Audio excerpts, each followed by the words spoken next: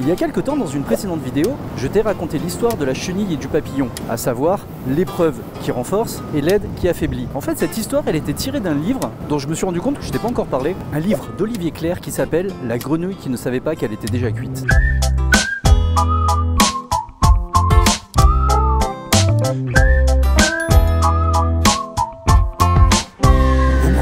Marmite que vous remplissez d'eau froide et dedans vous y plongez une petite grenouille qui va faire ses petites brasses dans la marmite, elle va être contente, tout va bien. Et cette marmite, vous la mettez sur un feu très léger. Un feu tellement léger que la température de l'eau va monter, mais tellement lentement que la grenouille ne s'en rendra jamais compte. Enfin, jamais. Jusqu'au moment où malheureusement, elle va se rendre compte un peu trop tard que l'eau est un petit peu trop chaude et qu'elle est en train de finir ébouillantée. Voilà en quelques secondes l'allégorie de la grenouille qui ne savait pas qu'elle était déjà cuite. Mais au final, cette allégorie, on peut l'appliquer dans plein de domaines.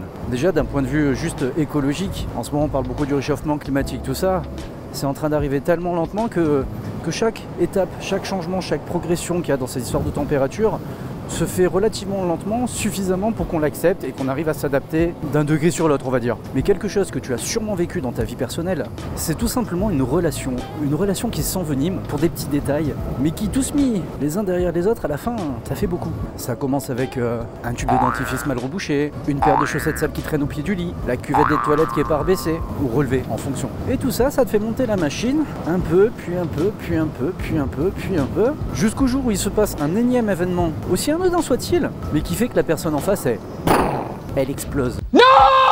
Là on comprend pas, attends, ça va, c'est juste la bouteille de lait que j'ai remis au frigo alors qu'elle était vide. Ok d'accord, c'est pas la fin du monde. Ah ouais, mais le problème, ça fait combien de fois qu'il se passe des trucs dans le genre?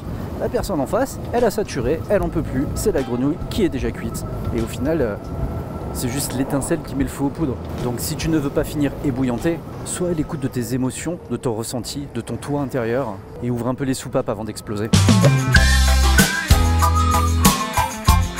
Il y a beaucoup de vent, téléportation.